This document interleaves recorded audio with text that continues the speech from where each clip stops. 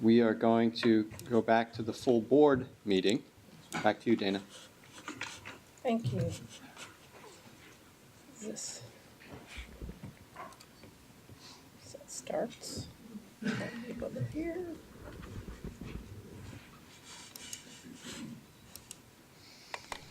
Alrighty. So Ed, you want to introduce our guests, please? Yeah, we thought it would be interesting discussion to have Anthony York from the Los Angeles Times and John Stanton, who's our Washington representative, sort of give a little bit of insight in terms of, given the results of the election, both at the state level and the federal level, what does that mean for issues of concern to the board? So if they can come on up, we can start having discussion. I think John was going to go first. Yes, sir. Okay. I had some slides. Yeah, so if you could put his slide up, there it is. How are you? Good. How are you? Welcome to sunny California. Thank you very much. No hurricanes. Hi, Anthony. Nice to have you here. Hi, Anthony.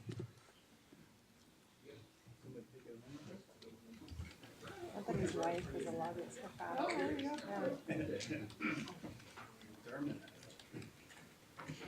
You guys just hit those buttons there to read. I'm at 60%, so I figured that ought to get me through the rest of the meeting. You would hope. All right, are we ready to rock and roll here, Madam Chair? Let's do it. I just had some slides that I thought might help give a framework for the discussion, but I think that probably would be most beneficial is have an interactive discussion rather than just kind of a march through the slides. So I don't know how you want to. It's fine with me if you want to interrupt with questions. Fine with me if you want to interrupt with questions, however you want to do it. Just had some opening thoughts and then kind of a quick move through some of the key issues that you've been concerned about over the years, just to give kind of a preliminary flavor. Well, welcome back to Washington. I think some of the members are saying, be careful what you wish for, because basically the message to them for the long term is if they don't do something, all the money's going to be gone. So just to give you an illustration about if current policies are extended by 2025, all the money disappears into entitlements. And CBO has this graph which basically kind of illustrates it for the visual learners in our group. The bottom line is the baseline if the Bush tax cuts expire and these draconian automatic spending cuts go into effect. And this is basically a percentage of revenue, federal revenues as a percentage of GDP. If the Bush tax cuts are extended and the automatic cuts are not made, you can sort of see the trend line where basically federal revenues end up out of sight. So that's the long term. And Congress is going to be initially turning its attention, as Chris was alluding to the fiscal cliff, which is sort of the first step in dealing with the long term. And you hear the term bandied about, but this gives you at least an idea of the components of it, including dividend rate going up to 43.4% if the tax cuts are not expired, but are not extended. The key engine of all of this, in my view, is the AMT patch, alternative minimum tax, which sounds sort of esoteric, but basically this was a tax that was imposed back in the day when some high-income individuals paid zero tax. The problem was they didn't index it. So every year now they have to deal with a special fix to avoid the average American having to pay it. And if they don't, it's already expired at the end of 2011. If they don't do something by the end of calendar year 2012, suddenly you're going to go from 4 million to 30 million taxpayers paying it. So a couple that had 75 to 100,000 of combined income, had a couple kids, they're going to be paying an average of almost $4,000 in additional tax, and that's going to be an enormous political hit if that's allowed to go forward. So you heard about all the dire kind of economic consequences from Chris. This is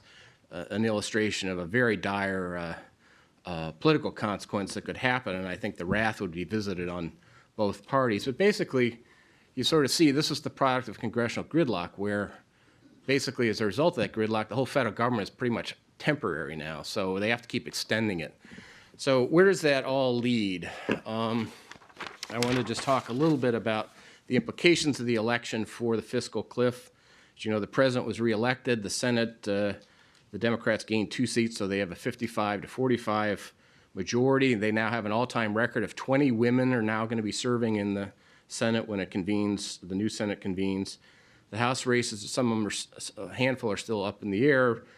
Kind of a limited pickup there for the Democrats, I think principally because so many of the state legislatures went Republican in 2010, they were able through redistricting to protect their incumbents. And I might say that there were some casualties in our own delegation that we're sort of sorry to see go, not so much from a political perspective, but from working relationship perspective. And again, it's a result of redistricting, running in new areas where people don't know you as well, and the so-called jungle primary, where you keep running against the person you beat in the primary if that person had the next highest vote getter. Pete Stark, I know he evokes a lot of different reactions depending on where you fall in the political spectrum, but he was the co-author of the Medicare Premium Support Program legislation in the Congress that enabled CalSTRS to set up that program. There were some special changes that needed to be adopted to Medicare to permit the CalSTRS program to go forward, and he and House Ways and Means Chairman Bill Thomas from Bakersfield worked together on that. So, you know, you hear about new blood, but again, it falls in the category of be careful what you wish for, because his replacement is going to take years to get to this point where he is now, where Stark has been. Howard Berman, another person we'd work with periodically. Jerry Lewis, former chairman of the House Appropriations Committee, who've been very helpful to us on Elk Hills. David Dreyer. I mean, these are some of the lions of the delegation that, you know, probably 150 years of congressional seniority are going by the board. And for our issues, they tend to be bipartisan.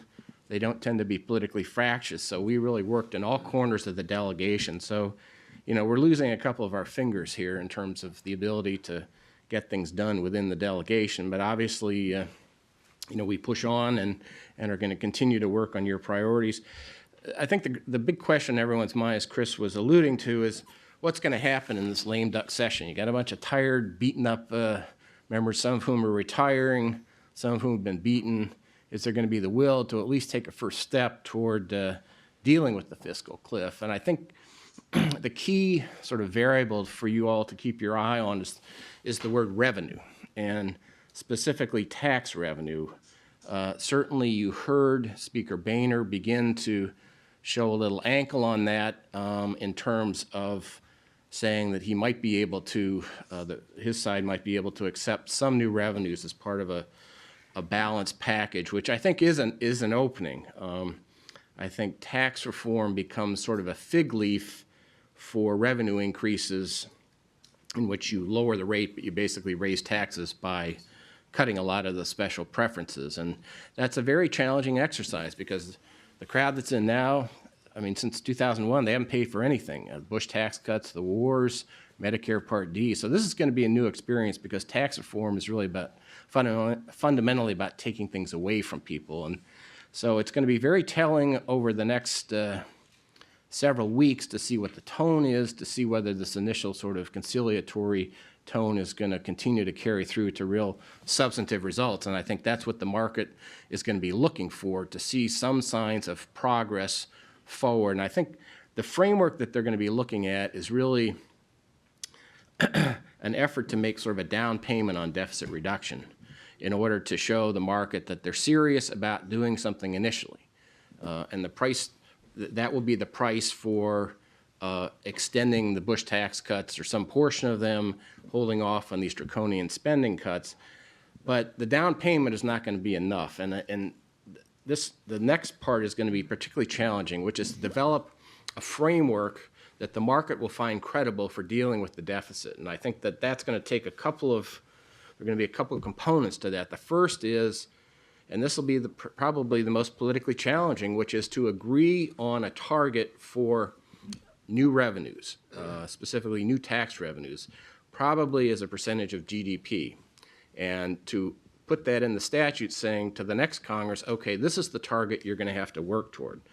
The other key component, and one the Democrats are going to have to be prepared to give away in the same way the Republicans are going to have to give away on revenue, is to slow the growth and entitlement spending, because those are the really two big pieces of the deficit at this point. Discretionary spending, on the non-defense side is not enough to make any significant strides. So that's where the focus is going to be, and of course it's each party's hot button. And so I think the market, certainly the day after the election, sent a pretty strong message. We're expecting you guys to work it out.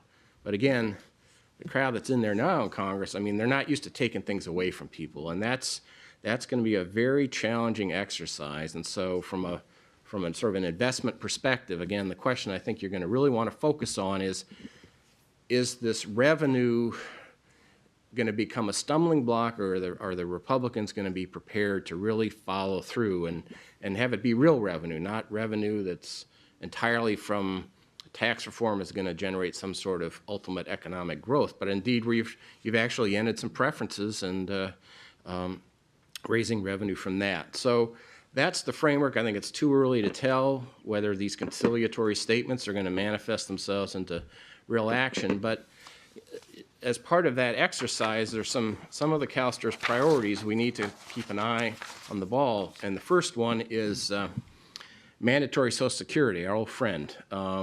Certainly could end up being on the table as a potential new revenue source. Again, as we know, there are just a limited number of states that are non-Social Security states, although they're public safety units all the way across the country, they're still outside Social Security. But as I reported when I was back here in the spring, the new factor is that the Congressional Budget Office has done this analysis that says mandatory Social Security is a net revenue raiser. It raises $96 billion over time, over 10 years, excuse me, and that it never reverses. For a long time, we were able to argue that, you're bringing more people into the system with mandatory Social Security coverage for new state and local hires, but ultimately you're going to have them pay them benefits. I mean, as Senator Phil Gramm used to say, when your mother's on the Titanic and it's sinking, the last thing you want to do is add more people to the ship.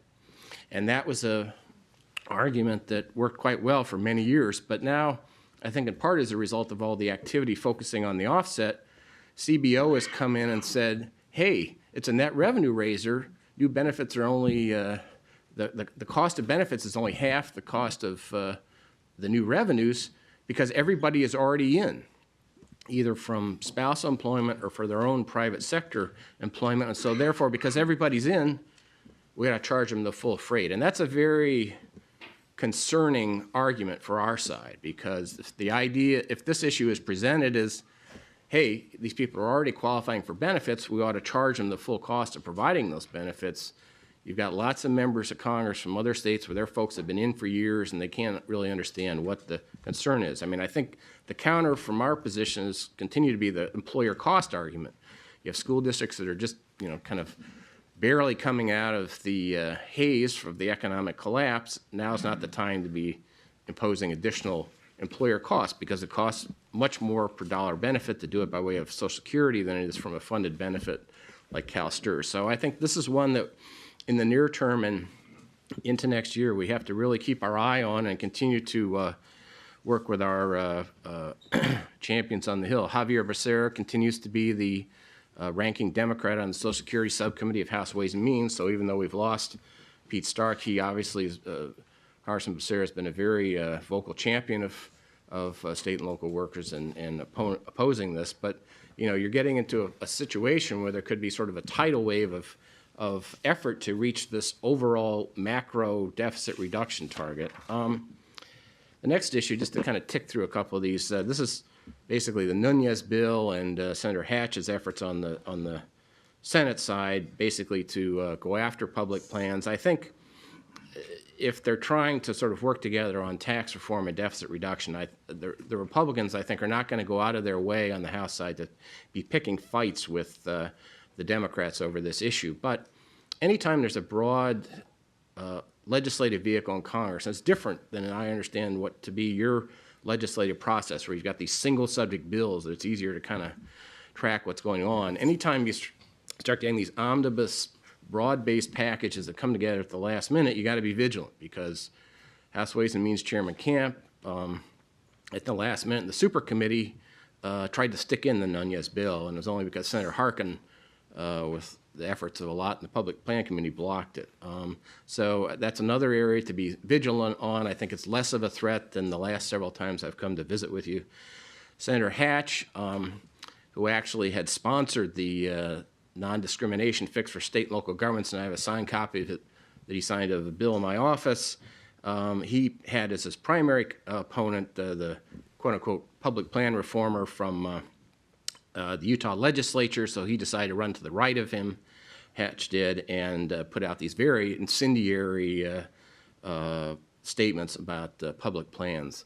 I think Senator Hatch, now that he's in his last term, he's the ranking on Senate Finance Committee on the Republican side. I think he likes to get things done. He likes to be a player. My sense would be is that he's going to sort of push this issue off to the side. But it's one that we're continuing to be vigilant about.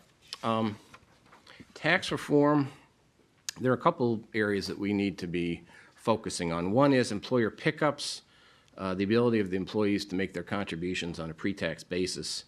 In the past, that's been raised as a possible revenue-raising option. It raises about $8 billion over 10 years or so. The theory of it was that it would be just like the private sector. We were talking about private sector plans this morning, and the employer making all the payments. Well, this was designed to be a parallel, in effect, deduction to the fully deductible employer payments. But at the same time, the federal DB plan, for those that are still in it, is contributions are made on an after-tax basis. So this could be one that they say, why do these state and local workers have this special deal? And if you're lopping off, if you're spreading the only way you can get one of these broad packages done is to spread the pain very widely so that no one is being sort of singled out to avoid the hit. And that if you take that tack, it's very easy to be sort of caught up in that and have your provision knocked out. Every time they take up tax reform, they talk about consolidating the supplemental retirement plans, 4 through B, 457, 401k. Why do we have all these different plans? Can't we just have one single plan everyone could qualify for? That's always a possibility, but then the devil's always in the details, and they end up not trying it.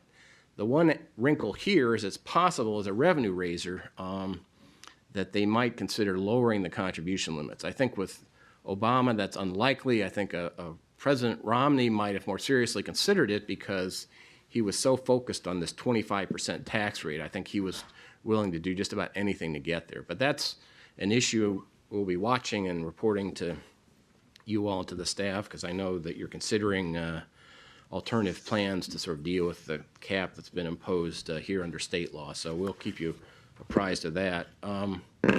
CalSTRS is investor. There are going to be some significant changes in the House Financial Services Committee. Spencer Baucus is term limited as chairman, so Jeb Henserling, who is a bright, very conservative member of the House leadership, is going to take over, and it appears that Maxine Waters, now that her Ethics Committee proceedings are behind her, is the favorite to take over from Barney Frank as the ranking Democrat. So you can be assured that this committee will be, the pot will always be on a high boil with this crowd. I might say that, we developed very good relationships with Congresswoman Waters in the proxy access battle, and, notwithstanding her public image of being sort of a firebrand, I found her to be very sharp, very hardworking. She always came prepared. When the proxy access amendment was being raised, she called all 39 Democrats personally on the committee to lobby for it. So I think a lot of people are going to be surprised about how effective she could actually be in this context. The Senate Banking Committee is a key sort of backstop for Dodd-Frank. I think if control of the Senate had shifted to Republicans, then I think you would have seen a lot more effort to open up Dodd-Frank and to make some significant changes in the derivatives area, in some of the Volcker rule particularly. And so Tim Johnson from South Dakota, who is a strong supporter of the Dodd-Frank legislation, continues to be chair, and I think he's going to basically resist any effort to open it up. The regulatory agencies, as I think the investment staff has indicated the SEC chair is expected to move on. The chair of the Commodity Futures Trading Commission, which has jurisdiction over derivatives, is expected to, his term runs through 2013.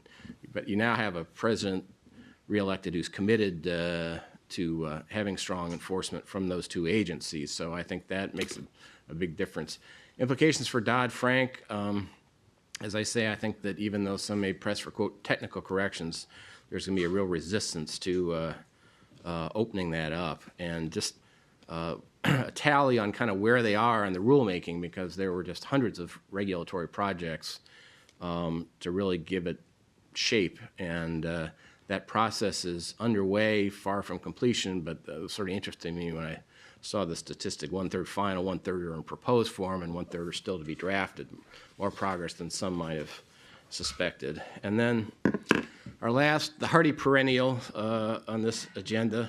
Some might say people have made a living with this issue, but we are, we've managed to drag $300 million out of their cold, dead hands on the Hill. We've got 15 million more to go.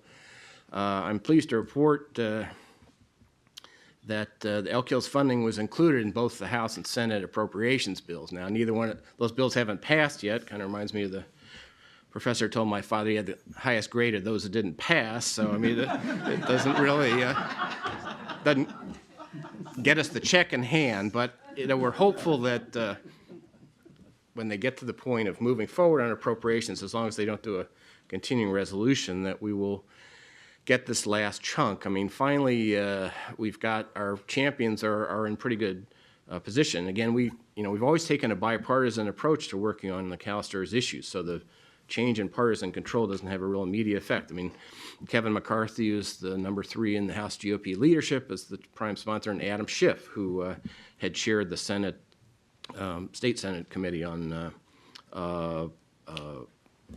Public Plans and was the original author of the SBMA provision that used the Elk Hills Fund, so he knew all about it. Senator Feinstein's been very helpful. She now chairs the subcommittee on appropriations that has jurisdiction over that. So if the issue goes along long enough, you get the stars aligned. But we're hopeful that the next time I come to talk to you, this will be taken care of, and you'll never have to hear the words Elk Hills cross my lips again. But so anyway, that's just kind of a quick overview. I don't know if there are questions, or Anthony can kind of go through his thoughts. We can do it however you all want to do it. So. Does anyone have any questions for John? John, I have a question. Okay. I was watching the news the other night, and the whole premise of the news story was that the gridlock that has been on the Hill has just defeated so many of our representatives, and that was why a bunch of them bailed and did not seek re-election. So I was just wondering what your take on that was. Well, I think a lot of it was the effects of redistricting, because especially, for example, with Congressman Lewis, Congressman Dreyer, Congressman Dreyer in particular, they kind of just did away with this district.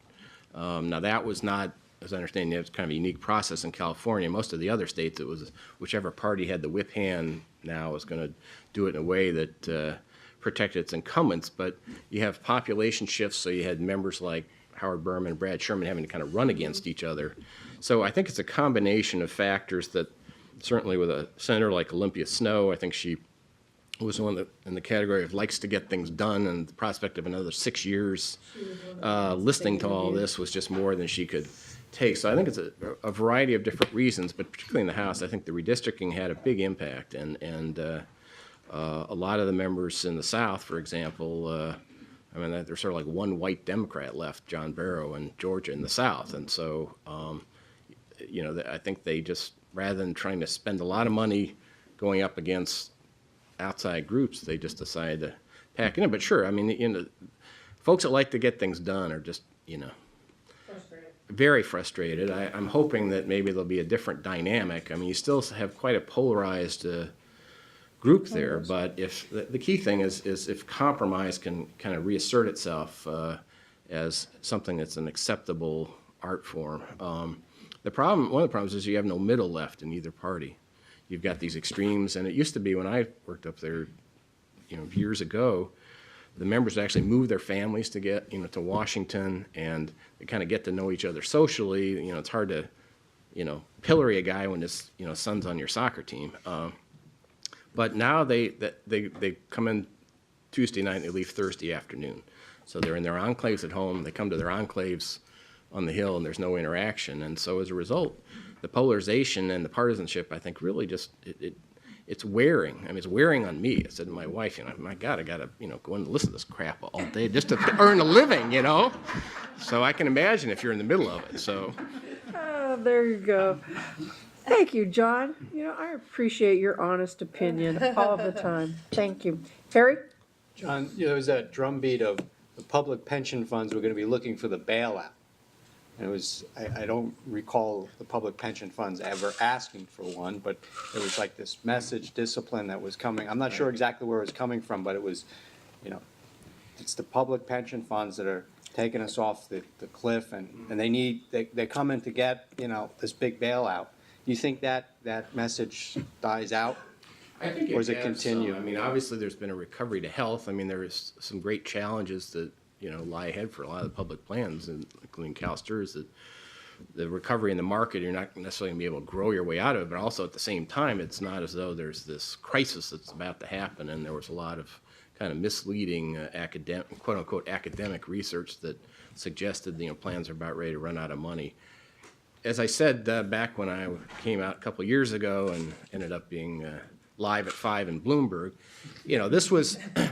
this was really an effort that was directed at the union. In my view, was directed at the public sector unions, because to the extent they could create brush fires on the ground in the states, that would divert the resources that the national unions at least would be able to spend in the national races. So I think there was, there's certainly ideology behind it, but there was a sort of cynical practicality too. And I think that, first of all, there's a lot of kind of head shaking about all this outside money. Did it really, produce any results for that? So I think there's a period of reassessment. But in the meantime, I just think that the Republican leaders, particularly in the House, are not going to want to be sort of picking needless fights. I mean, they're going to stand on principle for the things that really matter to them. But I think these kind of gratuitous shots at public plans by those who are part of the 10th Amendment caucus in the House of Representatives, I would hope that would begin to wane. So, because certainly it's like Meredith Whitney's prediction of,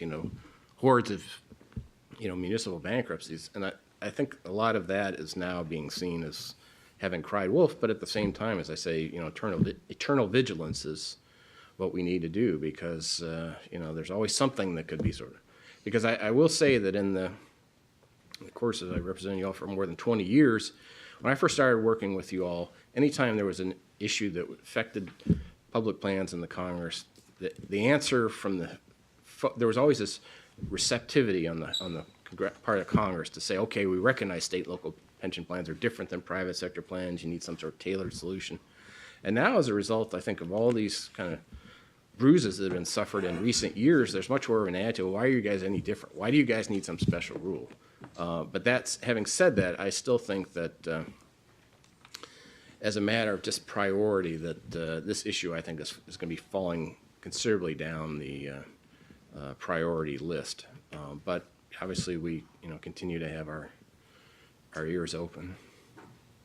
Ed? Yeah, there's a couple of questions. One, given the way that given the results of the election, is there any practical means by which the implementation of the Healthcare Reform Act gets affected? And then the second one is, we had a discussion yesterday about legislation that was passed at the state level around private sector pension. So it's comparable or somewhat similar to what NC PERS has been promoting. Do you think there's any opportunity at the federal level to be taking up anything along those lines for the private sector? Well, on the second question, I think that there could be, in the context of tax reform, the sort of consolidation idea. Let's come up with a way that having a retirement plan, a supplemental plan that everyone, has kind of the same rules for everyone, rather than having all these special rules for special people. But in terms of, they've continued to struggle with ways to get, moderate and lower income people into the retirement security system, because you hear the numbers on the balances in the average 401k plan. It's not anywhere enough to sustain any sort of meaningful retirement. So, but things they try, I mean, they try to give tax credits, encourage employers to set them up, tax credits to encourage employees to contribute, and it just doesn't seem to move the needle. So, and that the tax expenditure for retirement contributions is one of the largest single tax expenditures in the code. That and the health insurance, I mean, it dwarfs everything else, including even the mortgage interest deduction. So I think this is going to be a matter more of holding on to what we have rather than liberalization, because it just seems as though the things they've tried haven't been particularly effective. On the healthcare implementation, I think that this does really take a lot of the wind out of the sails of those certainly who thought they could repeal the Obamacare, but I think at the same time, there's still going to be kind of what the tack that's been taken on Dodd-Frank is to kind of continue to try to chip away at various aspects of it. I think the next challenge will be to see if these state-run insurance exchanges will be up and running in time to by the date in 2014. So I think that broad-scale repeal is is not in the cards. I think also a number of the politically popular features of it, being able to keep your post-college kids on your policy, I mean, especially in this economic environment, is very appealing. The pre-existing condition protection, I think, is also appealing, and the only way you can kind of keep those going is if you have a broad enough pool. And so I think there'll be continued efforts to sort of attack pieces of it, but I think it's going to be kind of plodding forward, and it's a very ambitious task to kind of get all these different pieces that have to fit together to work. But I think that will continue to move forward, basically.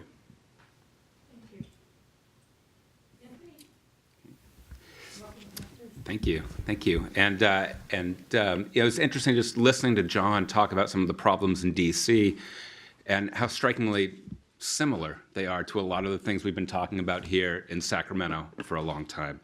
You call it the fiscal cliff. Here in Sacramento, we call them trigger cuts, right? The rampant partisanship, but with no moderates. Certainly that's something we've been talking about for a long time here in Sacramento.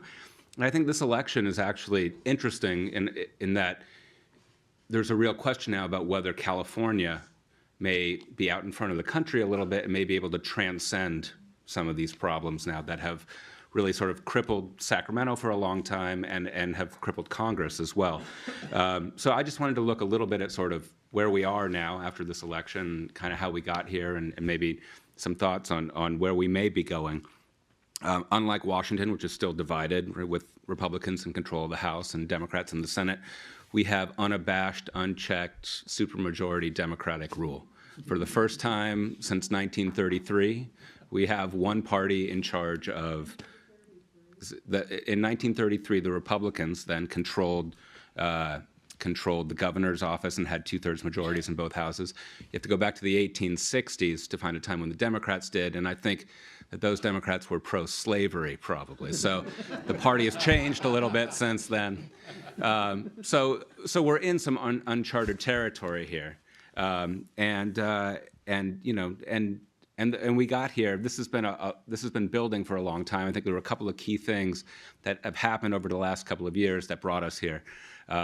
Certainly, one is redistricting and the changing demographics of this state, and those two things sort of interplay in a way. I think the redistricting unlocked a lot of the demographic and political changes in this state that had been bottled up by partisan gerrymanders, most recently in 2000.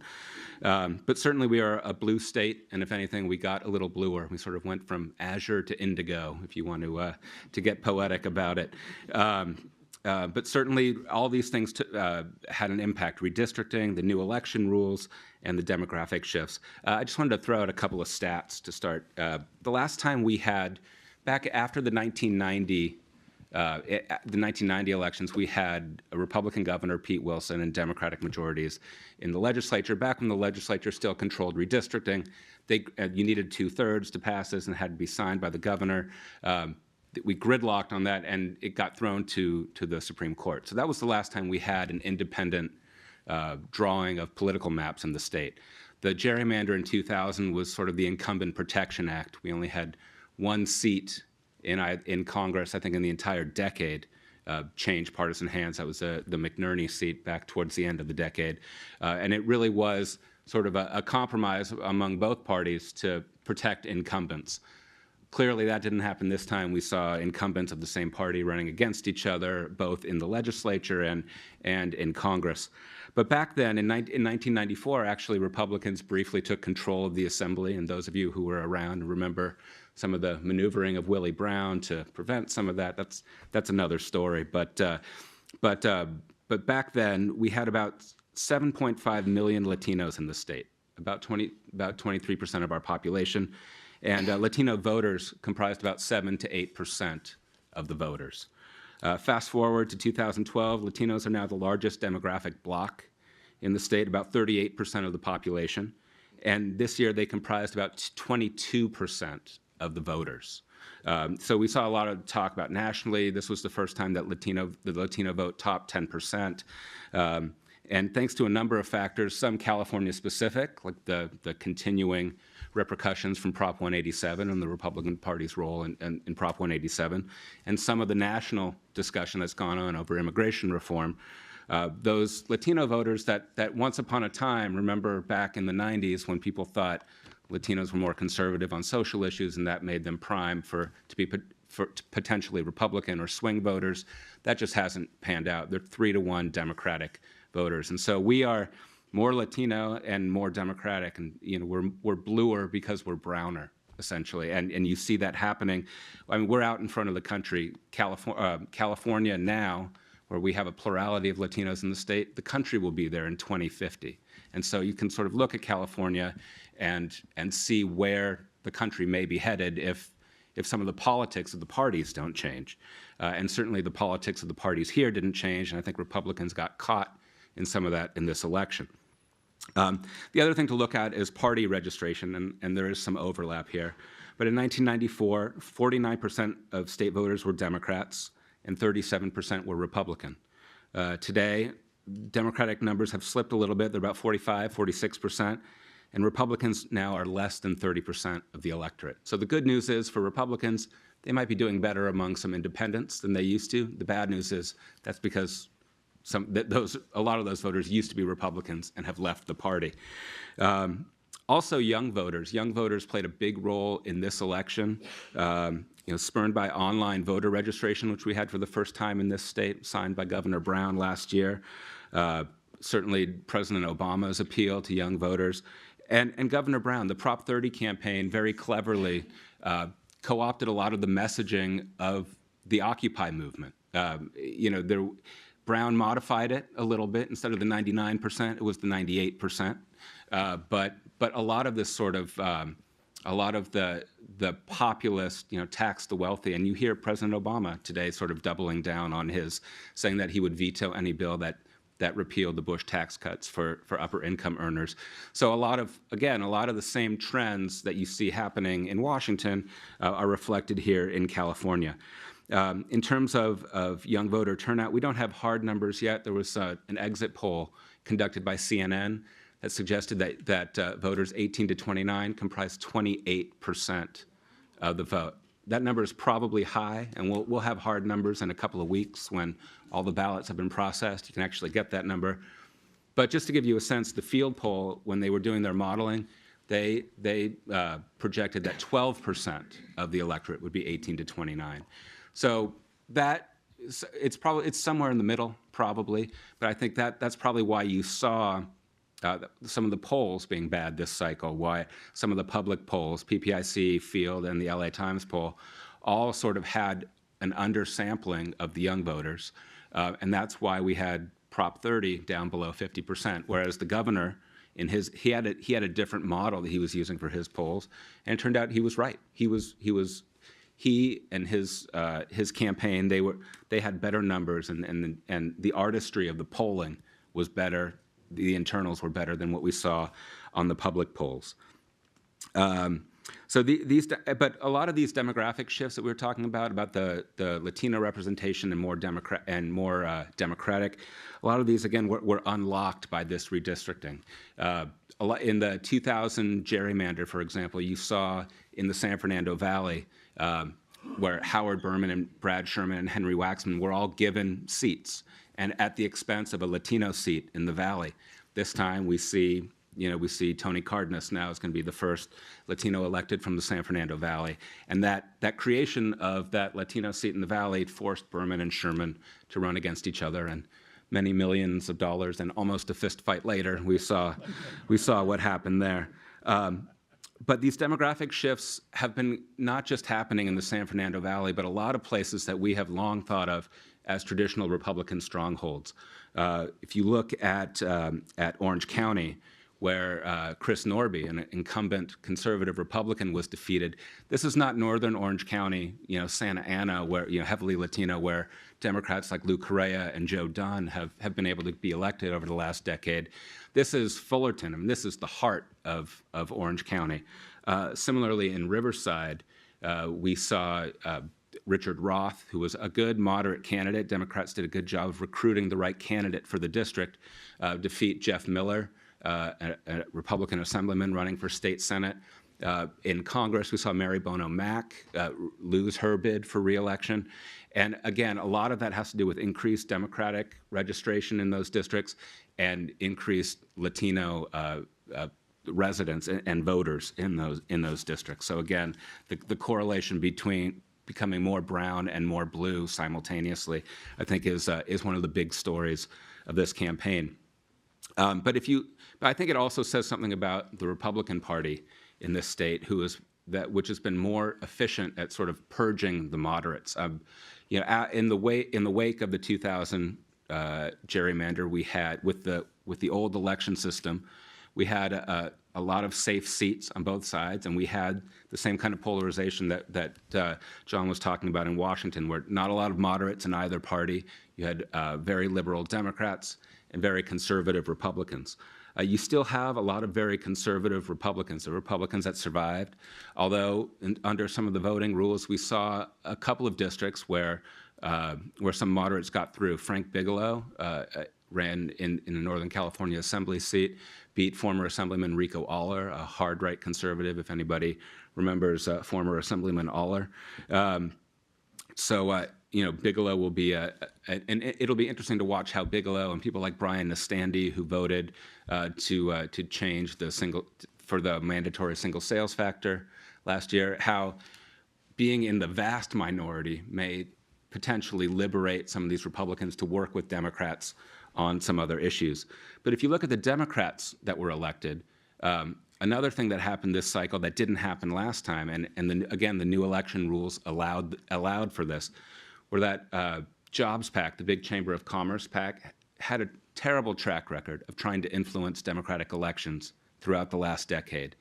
This cycle, you look at some of the Democrats who got elected, people like Adam Gray, Cheryl Brown, Susan Eggman, Tom Daley, Raul Bocanegra. These were Democrats who were opposed by labor in many cases, that had support from the business community. And so you've got a block, both in the Assembly and in the Senate, you have blocks of moderate Democrats that are not going to be knee-jerk votes on revenues. Now, the reality is, with the majority vote budget in this state that was passed in 2010, that you don't need 2/3 for a heck of a lot,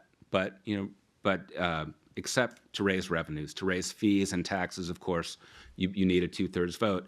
And there are a block, so Democrats will get their governing majority on all the simple majority, on all the 41 vote issues, including the budget. But I think it's going to be tougher than a lot of people think to get votes for the fees, and it looks like taxes are off the table for now, but certainly fees are something that that are always up for discussion. And given the 2/3 requirement now, we're looking at with the supermajority. So it's a new day, and of course these new members who are elected, remember, these folks are going to be here for 12 years. They're not, the new assembly members that were elected, a record large new freshman assembly class, they can stay in their seats for 12 years if the voters keep sending them back. They don't have to be looking for the next Senate seat because in June, we changed the term limits laws. So, I'm as interested as anyone else to see how all of this plays out. In terms of what it means going forward for from a policy perspective, I think in some ways this is kind of a do-over. This is analogous to where we were in 1999 and perhaps at the end of 2004. 1999 was arguably the high water mark for the Gray Davis governorship. Remember, he was elected and called the most fearless governor in America, and he was going to stand up to the Democrats in the legislature. But there was so much pent-up Democratic demand at that time. Democrats had been out of the governor's office for 16 years, and the economy was booming. And so I think during the first couple of years of Davis's term, we saw him, battle teachers' unions on things like testing and things like that. But there was also a massive expansion of government programs, and of course the passage of SB 400, which you guys probably know a thing or two about, and when the bubble burst, we found ourselves in huge deficits that we may now, for the first time in more than a decade, be starting to outrun. In 2004, that was probably the apex of the Schwarzenegger governorship. Here you had again, a centrist Republican, but a centrist governor with Democratic majorities, the sort of the same governing coalition, vaguely, that was there under Davis. But working with the legislature to pass the deficit reduction bonds of 2004, work out a compromise on workers' compensation. Then in January 2005, Schwarzenegger came back with this kind of mishmash, hard right agenda, going to war with the unions in a disastrous special election that crippled him in his ability to govern for the next 5 years. Governor Brown made a similar mistake his first time around. While he was busy running for president in 1976 and thinking about his next run in 1980, he ignored the growing voter revolt that led to the passage of Proposition 13. So, and I think the governor realizes that, and clearly talking to him and listening to what he said running up to the election and immediately afterwards, he certainly has, he's more focused on the nuts and bolts of governing than he was then. But it's going to be interesting to watch a number of things. His relationship with labor. There was a coalition that formed during the election, the Yes on 30, No on 32 movement, working in tandem, and the governor raising $65 million for his initiative, about 2/3 of that coming from organized labor. That's the same governor that pushed through a lot of pension changes that a lot of unions weren't happy with. In terms of policy, I think the governor wants another bite at the apple. Some of the work of his retirement benefits package was left undone. Healthcare benefits were not addressed, and that's something the governor has said he wants to come back to. Given what we just went through, I think those of you who are familiar with how this governor operates, I don't think he feels much debt to organized labor going forward. And we'll see what the will of the legislature and how strongly the governor pushes on post-retirement post-employment benefits on the healthcare front.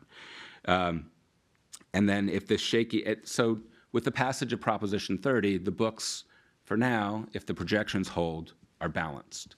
They're balanced at a level that assumes that billions of dollars in cuts that the legislature has made over the last 3 years stay in place and are not replenished, and balanced if the fiscal projections hold. We all know, I think we just heard a pretty good example of what could potentially go wrong for the state if the fiscal cliff issue is not addressed. We saw some movement in the markets this week, and Europe apparently is headed towards another recession. Those things happen. California's just along for the ride.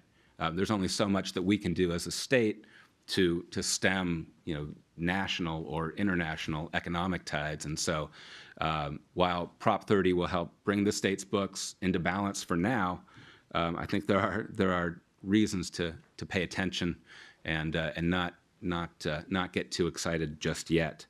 And also, it'd be interesting to see how Democrats use this supermajority. Everybody is saying the right things for now in terms of preaching a motto of fiscal responsibility and austerity, and it's one that the governor again, who's going to be heading into reelection now in 2014, has vowed to sort of to guide the state in a more moderate path. But there are a lot of cuts that Democrats made that they find very difficult to stomach. And now that we have a little bit of breathing room, there are going to be pressures to restore, things like adult day health care. And I mean, there's a litany of cuts that were made that a lot of Democrats had a hard time swallowing that I think a lot of people are going to want to restore. And we'll just have to see how willing the governor is to go along with some of that. But, at his press conference on Wednesday, the governor was asked about the need he talked about the need to keep a lid on ratcheting up state spending, and he, in a very Jerry Brown way, cited a Zen mantra that he used to recite every night before he went to bed when he was studying briefly in a Japanese Zen monastery. He said, "Desires are endless. I vow to cut them down." So I think that's where we are now. Yeah. That was after citing he went, and citing Joseph, the prudence of Joseph. He went Old Testament and Zen simultaneously, in a way that only Jerry Brown can. So I think that's where we are. If if you guys have questions, there's a lot of new stuff happening, I don't think anybody can predict exactly where we're headed, but if there are things that you guys are specifically interested in, I'm happy to answer questions. Chair? Well, thanks for coming, Anthony. I know your wife with her work with FAC, so so it's nice to see. I know you guys both have busy lives, so it's nice to see you and have you come to us here at CalSTRS. So I had a couple questions. One was just, can you comment a little bit more about some of the pitfalls you see of having a supermajority in both houses, and kind of, it sounds, as a Democrat, that sounds good for, I'm sure, Democrats in the audience, but what are some of the pitfalls you see of that? I've heard people comment that in some ways we like having the counter of being able to say the Republicans have all the bad ideas, so we can counter that, but now do the Democrats have to just come up with all the great ideas if they have the supermajority? Yeah, there's a responsibility to govern. I mean, there's no doubt that, the Democrats have every lever of power in this state. Now, the reality is is that this supermajority is actually going to take a little while to take hold. 28 Democrats elected in the Senate, but 2 of them were also elected to Congress. So they're going to vacate their seats in January. That'll bring it back under the 27 number, right? So when Juan Vargas and Gloria Negrete-McLeod go to Congress, there'll be 2 vacancies, and odds are that at least one assembly member will run for. I know Ben Hueso wants to run for the Vargas seat, so that could create a vacancy in the assembly, which would bring it under 54. So it might take a little while, but with the budget out of the way, and now that that's a majority vote situation, I think the things that the Democrats can use a supermajority for are fees, obviously, but also there were some things like initiative reform that they wanted to place on the ballot last year and didn't have Republican support for. Some of those things, I think, you might see a difference, so in terms of public perception, I think if things go wrong, it's obviously more on the Democrats. But in terms of what may actually change, you hear the Speaker and the Pro Tem and the Governor saying, look, taxes are not part of the discussion right now. We just approved $6 billion in taxes, for the next 5 to 7 years, and that's not what they're talking about. Now, I'm sure if you're in various industries, and there will probably be some fees, that we'll see coming through. But I think there's clearly a lot more responsibility on the Democrats, and I think that they seem to be taking it seriously. And it's not. I don't get the sense that there's a spending spree that's imminent. But these things ratchet up slowly over time, and so we'll see how this will be over the next couple of years, not over the next couple of weeks or months. So you mentioned kind of what my second question is about initiative reform, and I'm just wondering if that's that has any traction in terms of, I hear so many people complaining about our initiative system. It's been around for 100 years and there's some inefficiencies in it. And is that a real conversation? And It is. where do you see that going? It is, and we saw some constitutional amendments introduced last year that did not have two-thirds support. A couple of different things: raising the threshold for signatures, making it more difficult to qualify a measure for the ballot. Also, things like having legislative review, that if an initiative qualifies for the ballot, that the proponents then have 4 weeks to negotiate a compromise with the legislature. Things like that are being discussed. And I would fully expect to see a package of initiative reform proposals introduced early in the next legislative session. Yeah. Paul? Thank you. This is very interesting. I wonder, leading up to Prop 30, there was all this discussion about the fact that people just don't trust government, so they're not going to give government more money to spend. But not only did Prop 30 win, but if you look at the local level, for example, there were 27 local sales tax measures at the city and county level, and 24 of them passed. They required a 50% vote. And the same was true with transient occupancy tax and business license tax and things like that. And so there was it seemed like there was a tremendous amount of willingness of the voters to say, yes, we want more government and we're willing to pay for it. I mean, what can we read out of this election? Well, a couple of things. Number one, the local tax issue, that's long been true. Voters don't trust state government, and they don't trust the federal government, but they do trust the local government, unless you live in Bell, in which case. But a lot of local taxes, I mean, parcel taxes, things that need 2/3, a lot of local taxes over the last decade have passed with sort of a Republican message of local control.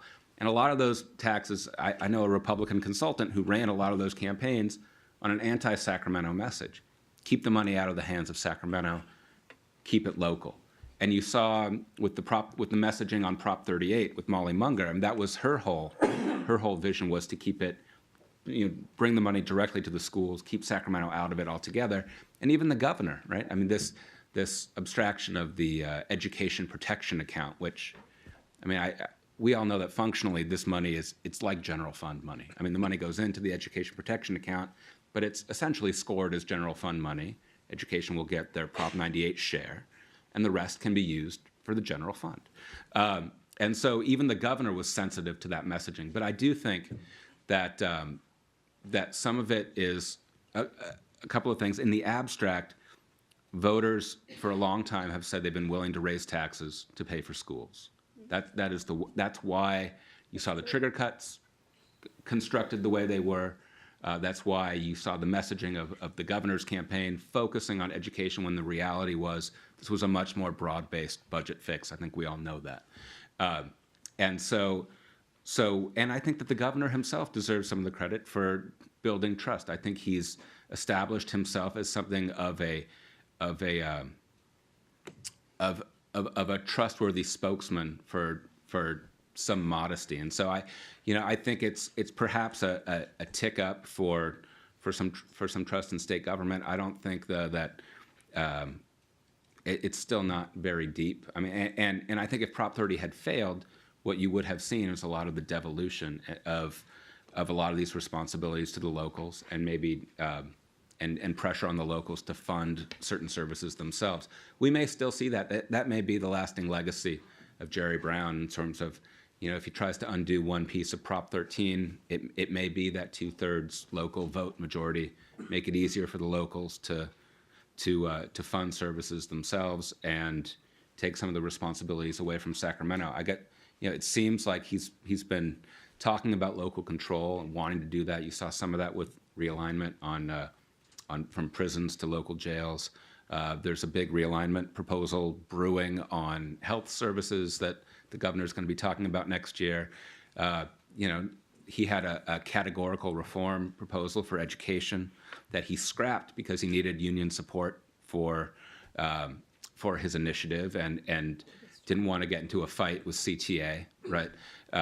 But And also, with the specter of trigger cuts, I think he just felt it was too much to do all at once.